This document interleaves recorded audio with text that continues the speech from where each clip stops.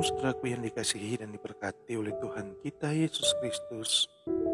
Tentunya kita bersyukur atas kasih, pertolongan, dan anugerah Tuhan yang terus kita rasakan dalam kehidupan kita.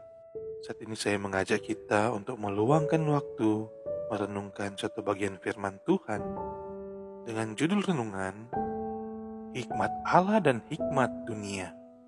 1 Korintus 3 ayat 18-19 berkata, "Janganlah ada orang yang menipu dirinya sendiri. Jika ada di antara kamu yang menyangka dirinya berhikmat menurut dunia ini, biarlah ia menjadi bodoh supaya ia berhikmat. Karena hikmat dunia ini adalah kebodohan bagi Allah, sebab ada tertulis, Ia yang menangkap orang berhikmat dalam kecerdikannya." Saudaraku yang dikasih Tuhan, di tengah masa-masa sukar ini, kita diperhadapkan dengan banyak pilihan hidup yang tentunya memerlukan hikmat agar kita dapat mengambil keputusan yang tepat. Nah saudaraku, hikmat Tuhan adalah suatu anugerah yang Tuhan berikan untuk dapat memahami dan mengatasi masalah-masalah kehidupan sehari-hari.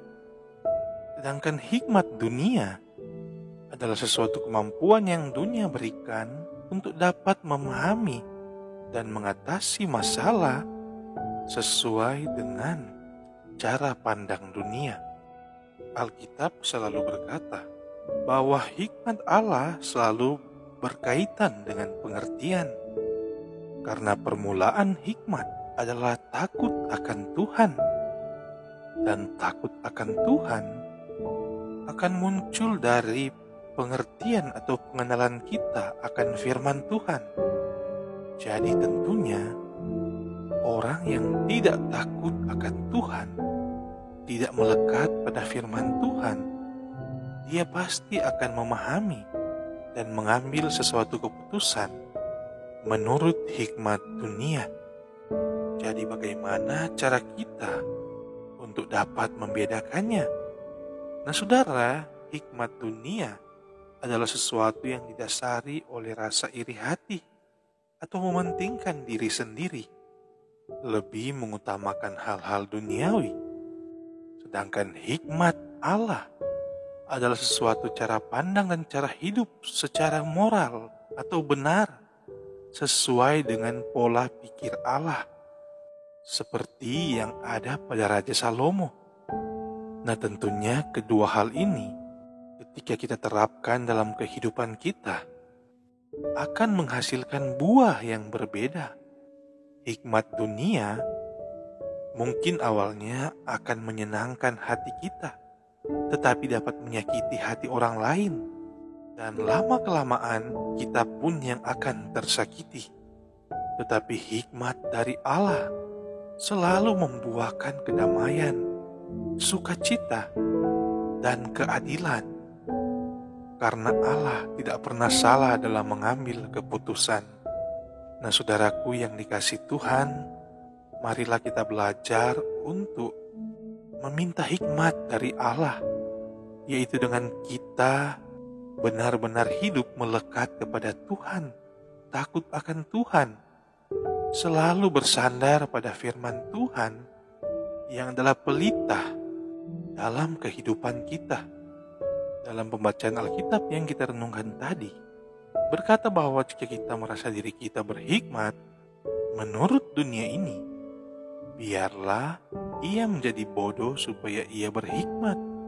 Dalam 1 Korintus 1 ayat 25 pun berkata, "Sebab yang bodoh dari Allah lebih besar hikmatnya daripada manusia, yang lemah dari Allah lebih kuat daripada manusia." Firman Tuhan ini mau mengajar kita bahwa tidak ada yang perlu kita sombongkan di hadapan Tuhan. Karena apapun yang kita miliki, kepintaran, kecakapan, ataupun hal-hal yang dapat membuat kita tinggi hati, adalah sesuatu kebodohan di hadapan Allah. Tetapi jika kita datang kepada Tuhan dengan kerendahan hati dan menyadari bahwa hidup kita tidak ada apa-apanya tanpa Tuhan, maka Tuhan akan mengisi kekosongan hidup kita dengan hikmat yang berasal daripadanya. Nah saudaraku, kiranya dengan kita meminta hikmat daripada Allah, maka kita akan mampu menghadapi, memahami dan mengambil keputusan yang tepat dalam setiap pergumulan dan tantangan yang kita hadapi. Di masa-masa sukar ini, dunia makin menghimpit kehidupan kita. Kita dipaksa untuk memilih sesuatu yang tentunya memerlukan hikmat Allah agar kita tidak salah melangkah, agar apapun yang kita lakukan, apapun yang kita putuskan akan menghasilkan sesuatu yang membawa kedamaian, membawa sukacita, bahkan membawa kita pada jalan keselamatan. Jangan biarkan hikmat dunia ini menjauhkan kita dari kasih Allah, tetapi mintalah hikmat dari Allah agar kita mampu mengalahkan dunia ini, karena Tuhan sudah merancang kita untuk menjadi lebih dari pemenang. 1 Korintus 2 ayat 5 berkata, supaya iman kamu jangan bergantung pada hikmat manusia, tetapi pada kekuatan Allah. Marilah kita berdoa. Terima kasih Bapa di sorga untuk firman-Mu yang selalu memberikan kami kekuatan dan hikmat dalam kami menghadapi dunia ini. Dunia yang semakin menghimpit kehidupan kami. Dunia yang semakin memaksa kami untuk mengikuti keinginan-keinginannya. Tetapi kami yakin dan percaya, kami telah ditandai dengan darah anak domba Allah yang akan meluputkan kami dari berbagai macam cobaan, sakit penyakit, berbagai macam bencana yang melanda dunia kami saat ini. Dengan hikmat daripada-Mu Tuhan, kami yakin kami akan tampil lebih dari pemenang, dan kami akan menjadi bagian dari orang-orang yang sedikit yang dipilih Tuhan di antara banyaknya orang-orang yang sudah terpanggil. Terima kasih Bapa di sorga, kiranya kasih, karunia dan damai sejahtera daripada-Mu Tuhan akan selalu menyempurnakan kehidupan kami di tengah banyaknya kekurangan akan hidup ini. Dalam nama Tuhan Yesus Kristus, kami berdoa dan mengucap syukur seraya memohon ampun akan dosa-dosa kami. Haleluya, amin. Kiranya renungan ini dapat memberkati kita sekalian, dan jangan lupa kita share renungan ini agar dapat memberkati banyak orang. Shalom, Tuhan Yesus memberkati.